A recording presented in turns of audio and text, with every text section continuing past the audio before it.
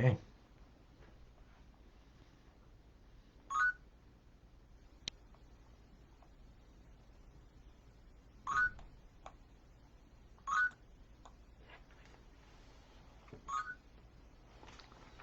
Oh, what's all that noise? All right. Welcome, folks.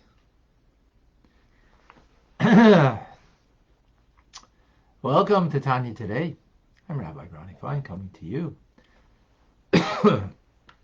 from Chabad Zecher Kadesh in Montreal, Canada. It's a privilege and a pleasure to share with you the Tanya. We welcome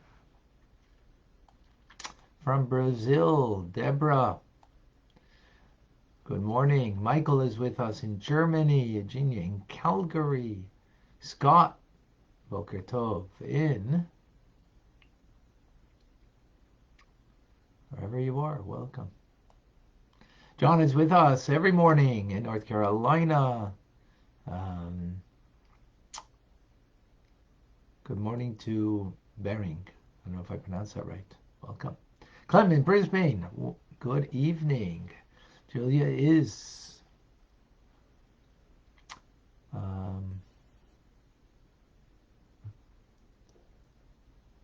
Pennsylvania. Fort Myers, Florida. We have Stan with us. Rena in Colorado. Natalie in Massachusetts. Good morning.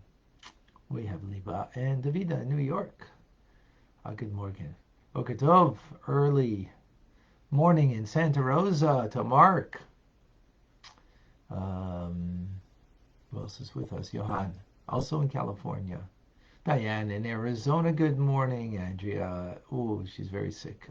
Refuah Shlema, feel better. Andrea is in Phoenix, not feeling well.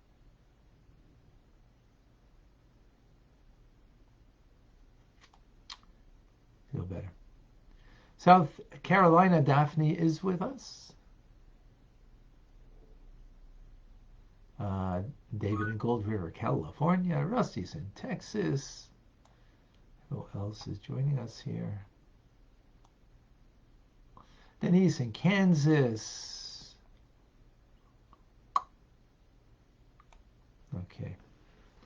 We have with us in Clubhouse, we have Austin, we have Marcy, we have Andrea, Michael, Liana, David.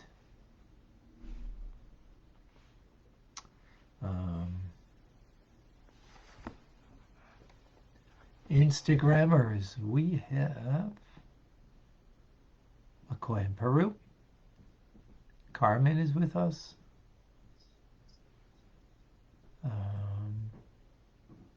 Grateful Living. Marlene in Florida. Rachel in South Carolina. Daniel. From California we have Cherished.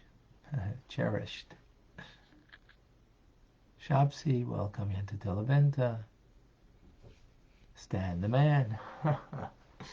He used to have a guy coming here, Stan the Man. We have Bacha with us. Beautiful. Gillies in Georgia.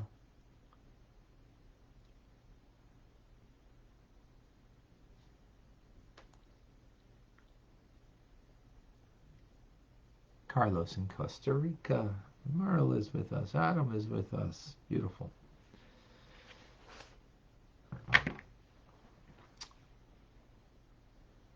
We begin and conclude today the 30th letter. Like many of the letters of the Alter Rebbe to communities, this one too is about tzedakah, about charity. If you recall, the Alter Rebbe was collecting monies for those who were completely destitute in the Holy Land, at the time under the control of the Ottoman Empire. And they were in great need of help. So that's the background. Says the Alter Rebbe, it's well known that our sages in the Talmud, they say that whoever is accustomed to come to synagogue and one day did not come, that's your regular thing. You come to synagogue every day to daven, to pray. So that God inquires after the individual.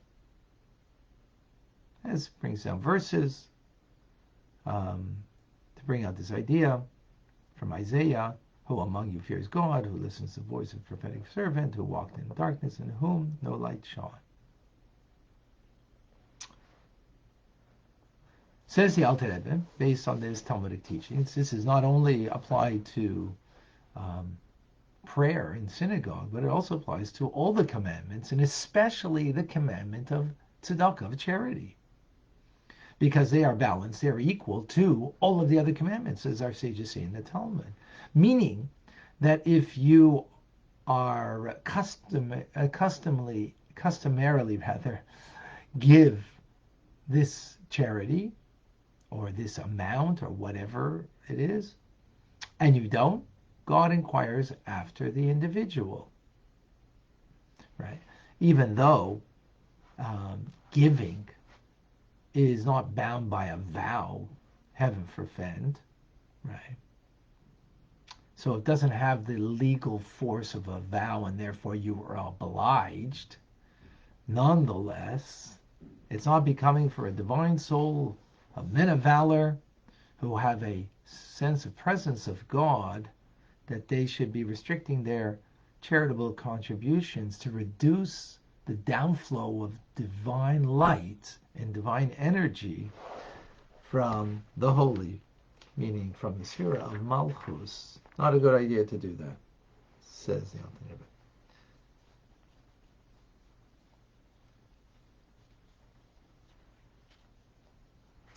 And here speaking specifically about the fact that they were accustomed, these are Chassidim of the Alter Rebbe, followers, that they were accustomed and set aside annually from their wealth to give to those who are humble, downcast of spirit, who are impoverished settlers in the Holy Land, as we mentioned, to give to them during a time of exile, which time of exile is referred to as the Sukkah of David, Sukkah referring as to the building of David, meaning the Holy Temple, that has fallen, meaning it's in exile. That means the supernal source of divine energy, of Malchus Vatzilus, has been brought down, as we've learned previously, into Klippa. And we need to raise it up and exalt it and make it one. Right? Further it says, and so that's about, first, those who are accustomed to give charity, even though it might be difficult, challenging now. This is the custom. Don't depart from what you usually do. God inquires about that. And to give to those who are downcast, who are impoverished settlers of the Holy Land. And at the same time, we are through this raising up the divine presence of God, the Shekhinah that has fallen, and uniting it back. Further, everything is judged according to the multiplicity of action. As we learn in letter 21, that it's preferable then to give tzedakah not in a one-time shot, but take the same amount and give it often. Give it often. Why? Because it refines the soul. So if you gave one time, so it's a one-act refinement. If you give many times, it's many acts of refinement. And it makes to a cheshbon, to an accounting, a great amount. In other words, by giving and not reducing your gift, you get also a great amount, not just in the fact that what you gave, but proportionally you get back what you have given.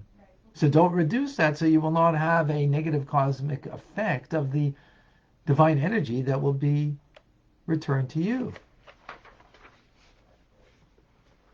And as our sages say, that all individuals' coins that are given to charity, they all add up to a cheshbon gadol, to a great amount.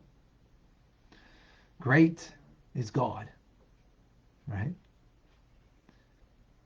Great is God, meaning that you're going to build up the greatness of Hashem, right? That has fallen into the sukkah of David has fallen, the divine presence has fallen, and now you can lift it up, right? You can lift it up to its divine source, divine name of Avaya, vested in Malchus, and it will bring back divine light, energy. And this is known as the meaning of the idea that when there is initiation from below, from the person down here, that they are providing life, grace, and kindness through the act of being charitable, giving, with goodwill and a friendly countenance. We elicit from above. Yoyer Hashem Panav, that God will make his countenance shine forth, and that radiance will flow downwards in a manner of chen chesed, chen v'chesed, a grace and kindness, and a supreme favor. Where? From the fountainhead of life, from the Ein Sof, the limitlessness of God, in something that is great and unfathomable for us. That level of divinity that we will bring down from world to world through Malchus, through the kingship that gives vitality, the Word of God that gives vitality, that we will bring down this. This then is a meaning of Cheshbon Gadol, great amount, meaning the numerous acts of being charitable. They bring peace. What does peace mean? As we learn in the 12th letter, that the reward of tzedakah is shalom, is peace. Peace means that there's two opposites that sort of opposing each other, and you bring them together as one. So what does that mean in spiritual terms? You have the spiritual heavens above, right? And then you have the lower world below.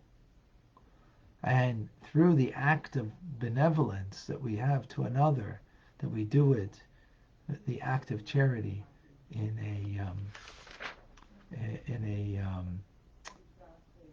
gracious manner, goodwill and friendly countenance. So we elicit from above, from above, and to bring down here to the lowest element, the divine light and divine energy that will be vested in the worlds.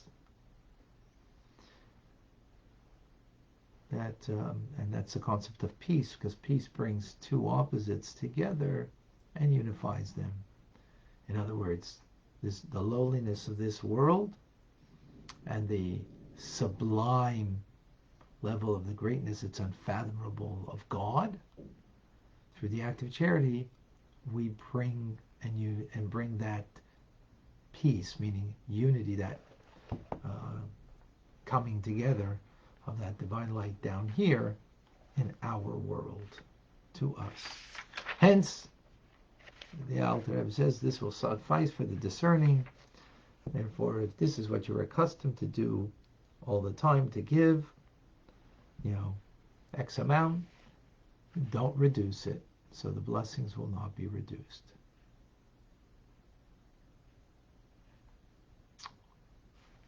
And that's today's Tanya. Any questions?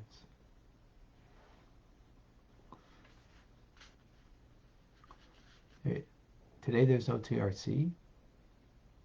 Next week.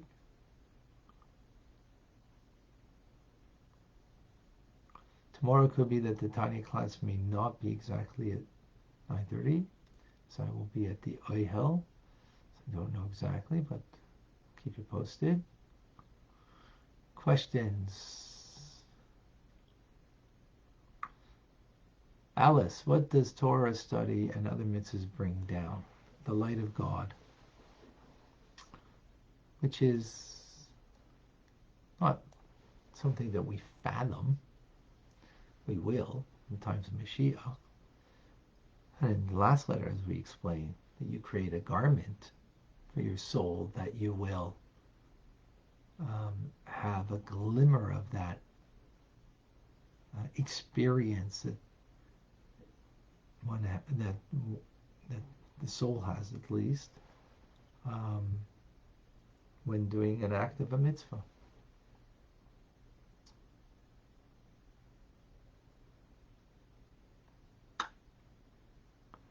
Tefida, what will still become stuck when Mashiach comes, since there will be no poverty anymore? Good question.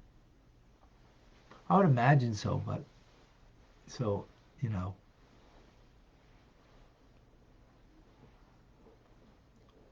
I would imagine so. There will be still not poverty, but there will be some, who have more and those who have less. And poverty in the end is, something of the mind. Because for one person, it could be a richness. Another person, it could be, poverty. How does a person get enough parnasa to not reduce?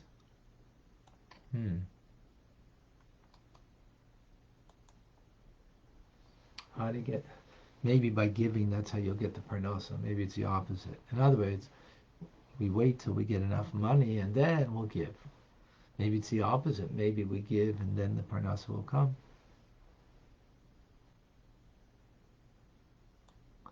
Once the Rabbi Yitzchak saw a young man running in the street.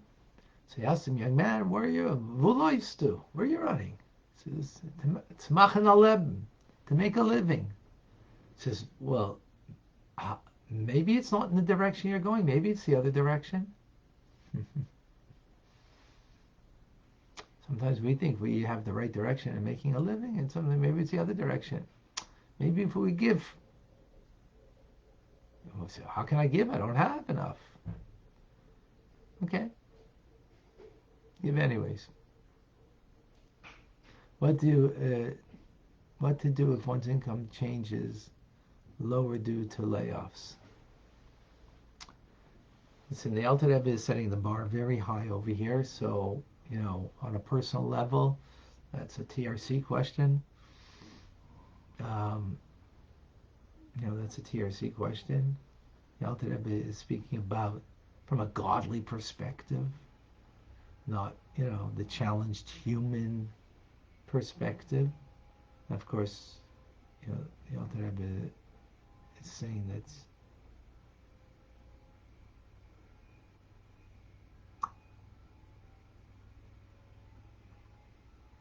yeah. So that's a good question. That you got to speak to your rabbi what to do. Okay, Bella has a question on Instagram. When you speak about giving, is it only specifically with money or giving of yourself? For example, being kind to someone brings down the same blessings. So here we're speaking specifically about giving money, right? You bring a box of chocolates is really nice, but that's maybe your kind of what you want to do with the money. And when you give money, then a person can do what they want to purchase with it. So, cash is king, as they say. So, but there is a mitzvah of also giving of yourself, giving your time, giving of your efforts. Absolutely. But here specifically, we're not talking about that. We are talking about giving money.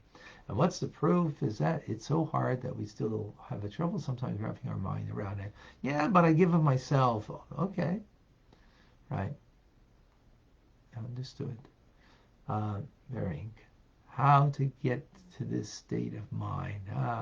Well, we learn it and we have to think about it, meditate upon it, and sense the truth of it, and know for ourselves the truth of the teachings.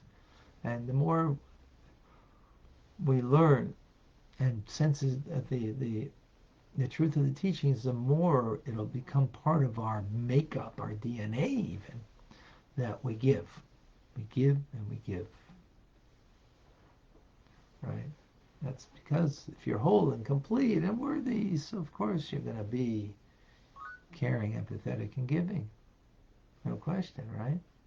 One second, Marcy. Jane, is it right not to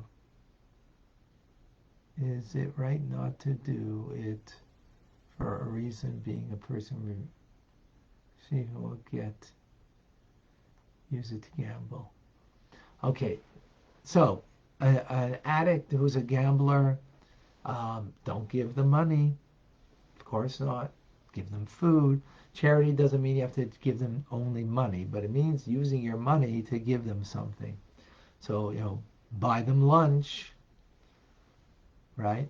Maybe pay for their rent, but don't give them money if they're a gambler.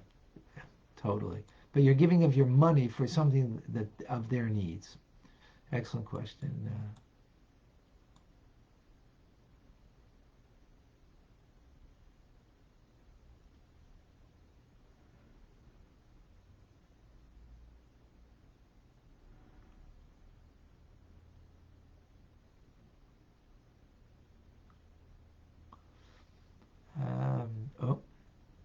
Is there any specific amount or percent for zero income? If you have no money, you have nothing what to give, so it's 10% of your net earnings. So if you're not earning, or let's say you already gave from your savings the 10%, so you don't have to take another 10%. You're not obliged. I mean, you can give up to 20%, right?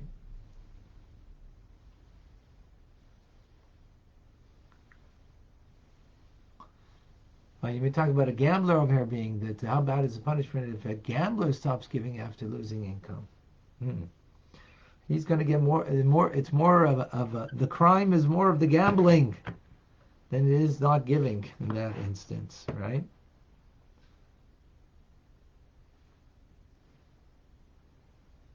Marcy, please share with us. So when you were talking about the balance of giving of your time and giving of your money, I was thinking about, a meal where you have food and you have drink. You can still survive without one or the other for some amount of time, but the best meals include both. And so thinking of them as two separate pots that complement the whole may be better. Say that again. I'm not certain I got clarity on what you said. Okay, so if we think of giving of our time as food, and if we think of giving of our money as water, or drink, the best meals include both in measured amounts. Right. Okay. You wouldn't say, right. Oh, well, I have what to eat, so I don't need to drink. Nobody would ever say that. That's crazy. Right. And so that's what I was thinking about. Right. Right. When you give of your time, that's more about you. When you give of your money, it's more about the other. Because with the money, they do as they please. With your time, it's you're giving of your time, so it's more about you. So yes, both are important, but I want to emphasize that what the Alter Rebbe is speaking is not about time.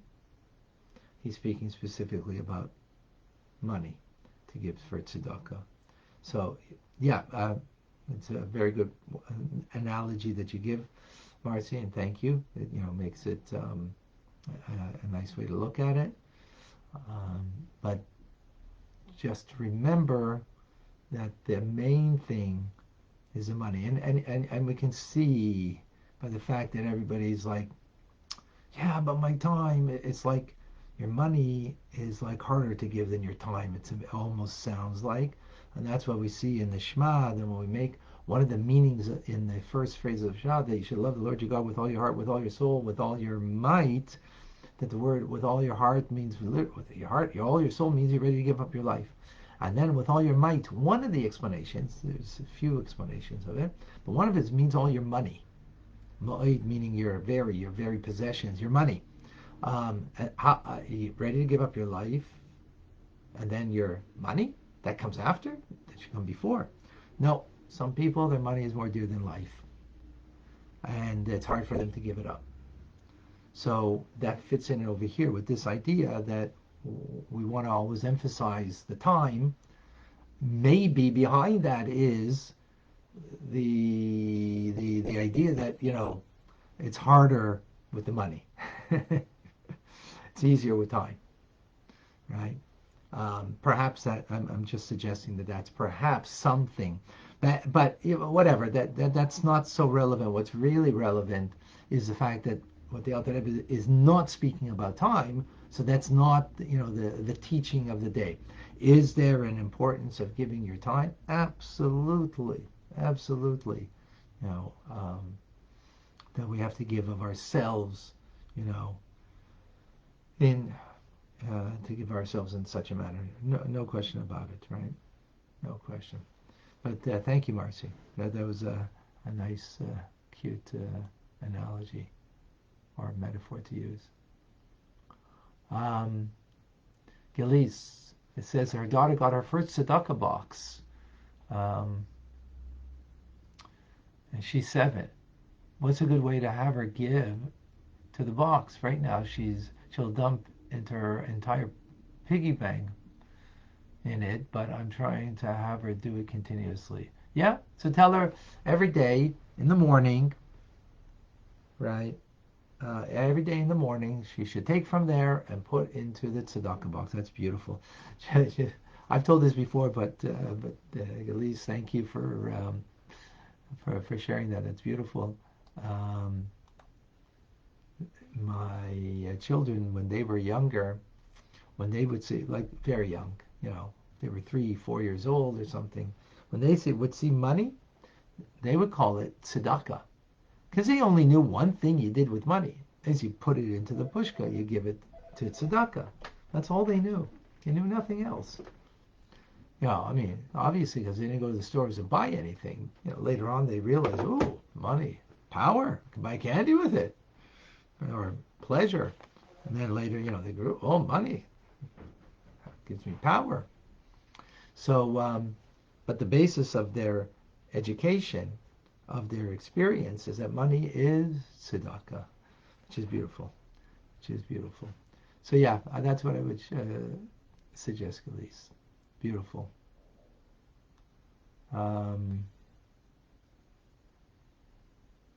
Rachel has a question. Does it still count as proper charity if it's money from selling our personal belongings? Yeah, because you sold personal belongings and now it's money. You gave money.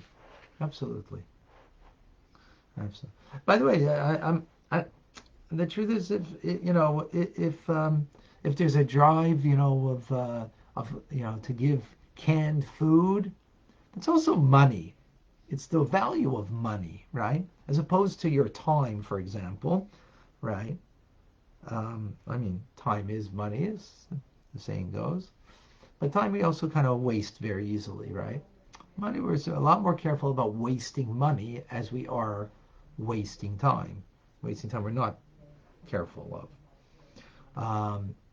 But money could be, yeah, you brought canned food or you bought a meal for somebody, right? That is tzedakah. Yeah, you make, someone gave birth. We have that in our community over here.